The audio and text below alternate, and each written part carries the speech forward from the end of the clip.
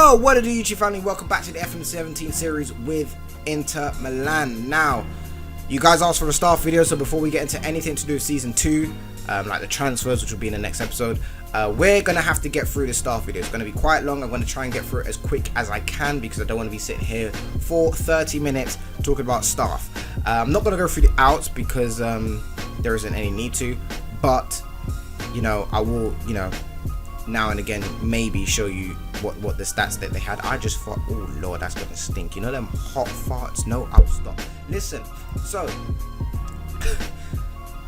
two coaches that came in were Peter Drake and David, I'm not going to try and pronounce his last name, Walter Samuel and David Lucarelli left as well. So those are the two coaches that left. Those are the two coaches that came in. Peter Drake, very overall, very solid kind of coach, lacking a bit in fitness and motivating, but all around a very good coach. Got that working with youngsters on 18 as well, level of discipline on 16. That is what we like to see. Peter Drake, my boys, David, sorry, is quite overall as well, really lacking in fitness, so he hasn't been working in that department, but he's got good working with youngsters on 20, excellent working with youngsters actually, and his determination is also on 16. Moving on now to the director of football. The guy that left was Piero Osillo, and we got in Franco Baldini. Now, Baldini lacks a bit in his ability and potential of judging players, but where he lacks in that, he makes up for it in his adaptability, his determination, and his man management, which is very key. Mark gonna be on job at least 95% of the time. Anyway, moving on again. Our new physio team, or physio team members. We got rid of Cavallin, Belly, and Galley. All those Mark truckers left. These two Mark truckers came in. Mark Taylor from Sunderland, actually. So we did have to pay, obviously, a compensation. I was about to say compensation fee to Sunderland.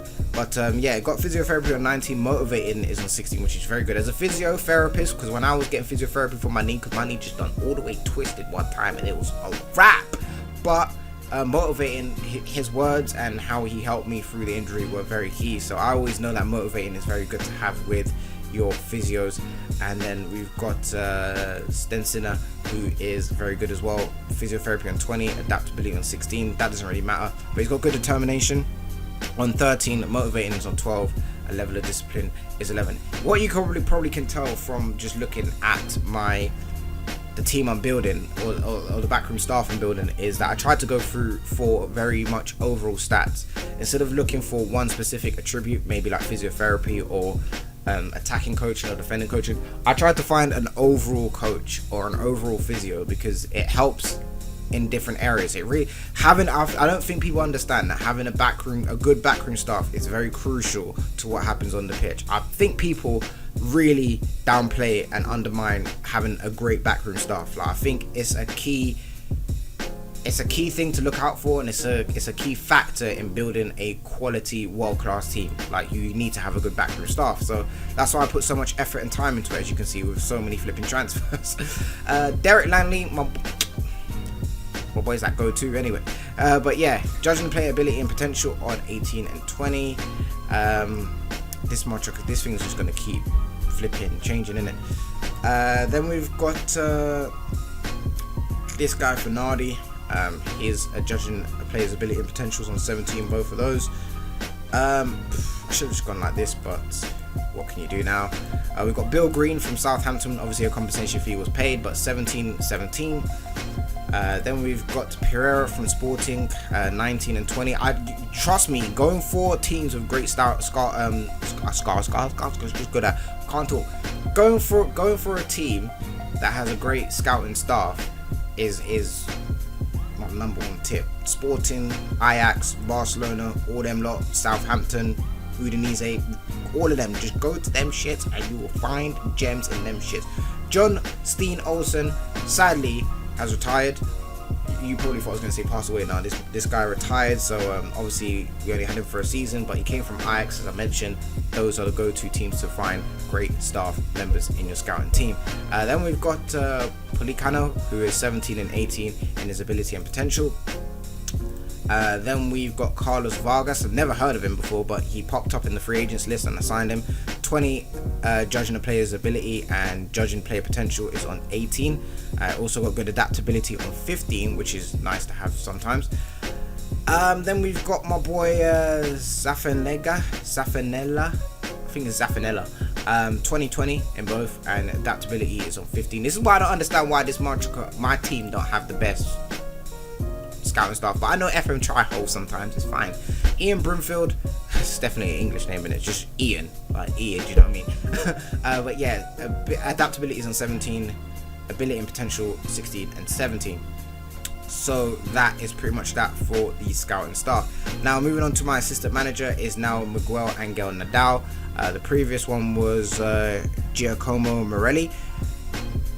Didn't even give that Marchuk a chance, just slid him out the equation and brought this guy in. Miguel Angel Nadal has given me great advice. I do like working with him. His reputation has gone up from when I signed him. He was on 2 stars, now on 3. Again, I do try to go through overall stats. He's got good man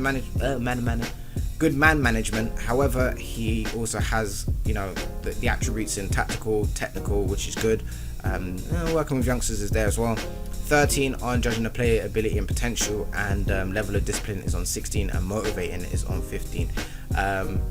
What you should do sometimes as well when you're looking for an assistant manager is someone who's got good attributes as a manager, because when you do, if you're like me and you sometimes let your assistant manager take over the preseason games, things like this are crucial. Like having a manager figure like below you is key. So you need to make sure that when you sign an assistant manager, that's just a tip that I'm giving, that you make sure that he has manager attributes as well. Again, always trying to find an all-round sort of staff member instead of just finding little attributes here and there. It just works out better.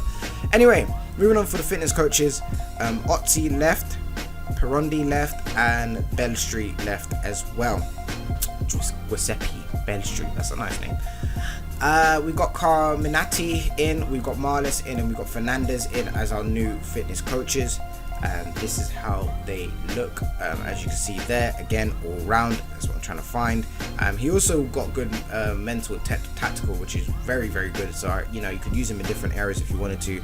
As a coach, you can see that he's not fully trained as a coach, but could do the job as a coach, or that's his job interest as a coach, but he could do the job as a coach. I mean, attacking on 11, defending on 14, fitness on 17, mental on 16, tactical on 16, technical on 14. He could be a flipping coach. He is a coach. He could be a coach, as in a standard coach, not your fitness coach.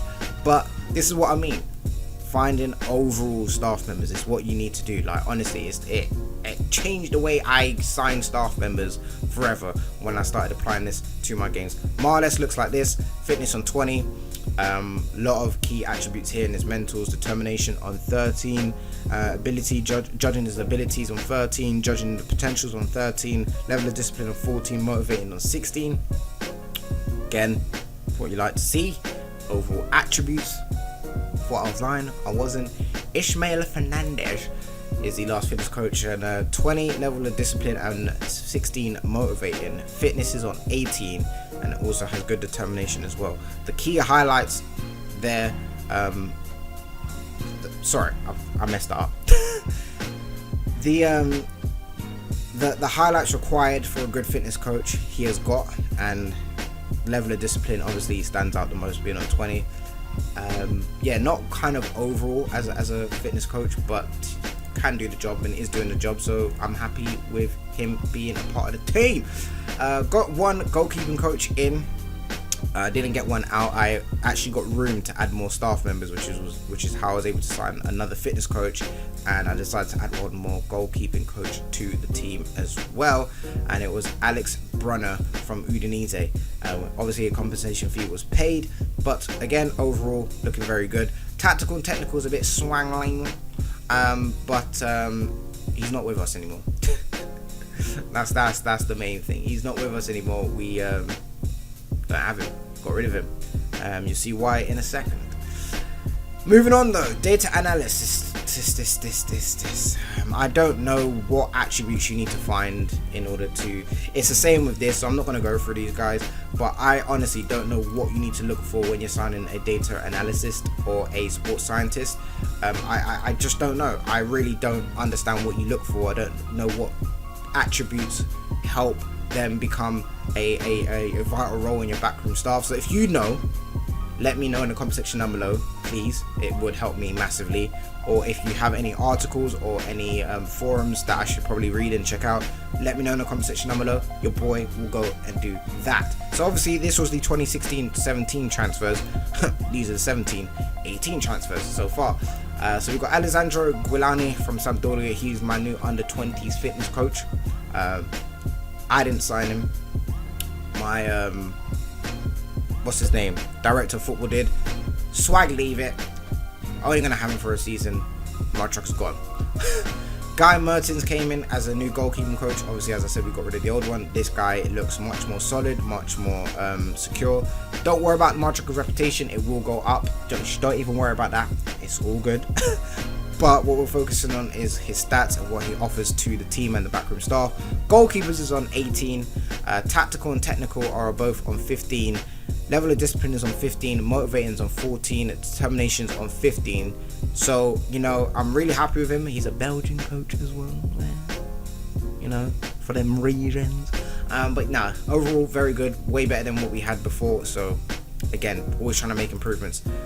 Renato Baldi is our new coach. We were able to increase our coaches again, thanks to the board. So this Marchuk came in looking very nice indeed. Attacking's on 11, defending's on 13, fitness is on 7. Oh lord. Mentals are on 15, tacticals on 15, technical on 12. Working with youngsters is 16 because we're starting to get some youngsters through in the first team. Determination on 16, level of discipline is on 13, and motivating is on 15. Then we've got Domenico Zinfolino, who is a new scout. Adaptability is on 18. Judging the player's ability and potential are both on 17. Looks very good. Add another high addition to our scouting team, and somehow we're still not flipping top of the scouting team in the Serie A. But it's fine, FM. It is absolutely fine. And Paul McGuinness comes in as our new coach as well. Lacking a lot, but this was the first one. The first signing where I focused on one attribute. It's not his highest attribute, but it was an attribute I focused on, and it was actually his mentals. I needed a new mental goalkeeper. I needed a new mental coach, and he was the one that stood out to me with more overall stats than the other coaches I was looking at. Signed him in, signed him up. Hopefully, he will be able to do the job. Moving on in the season. But yeah, that's pretty much it, man. That is the backroom staff. Obviously Alex Brunner was the one I told you about that left, but that is the backroom staff video. That is it. So if you wanted to get any names, make sure you pause the video and just type them, just write them down, maybe in your notes on your laptop or on your phone or something, and maybe you want to add them to your backroom staff. I don't know, but those are the tips I can give you really when you do start to. What I do is, as soon as I load up a save, I don't do anything with my tactics. I don't do anything with my under 20s, my under 19s. I don't do anything with the first team. I don't do anything with transfers. The first thing I do is sort out my backroom stuff, because it makes me feel like the team is mine. Because even though the old managers left, essentially working with his backroom staff, he still got his presence here. And it's not, it sounds kind of rude, but I kind of just like to have my own staff. So that's the first thing I do. Second thing I do, as I said, is try and find overall attributes, not just one specific attribute, because it will help you in other areas. Sometimes you ever look at your coaching, like when you're setting up who's going to coach where, and then you're kind of lacking in one little area and you're like, oh, I wish I had another coach that could have done that job. That's why I do it. So I'm never in that position. I never have been in that position. So that's the second thing. And the third thing is reputation and how many stars they are, like 4.5 stars or whatever. It doesn't really matter. It's all about what they can offer in your team. And as I said, having a backroom staff is very kind of overlooked on FM. Like, people don't really value it and think it's important, but it's such an important factor to creating a world-class team. And I can't stress it enough. When you have a good backroom staff, things do move better, your players do develop better. So it is kind of crucial that you have a good backroom staff. But anyway, it's been your boy Wolfie. Hope you enjoyed the video. I did do it as promised. So with that being said, Hope y'all enjoyed the video again. Leave a like on the video. Subscribe to the channel for more of this series. I'm gonna just make sure I mention this at the end or beginning of every episode. But this series will be out every Monday, Wednesday, Friday, and Saturday. Those are the days it will be out. So make sure y'all, tick the little notification shits, the little bell shits, so you get notified when I upload this series. I'll upload you when I do any other video, but when you see this series, you can be like, hey, Wolvie's uploaded, grr. And then, yeah. Alright, I'm out. Take care. Peace.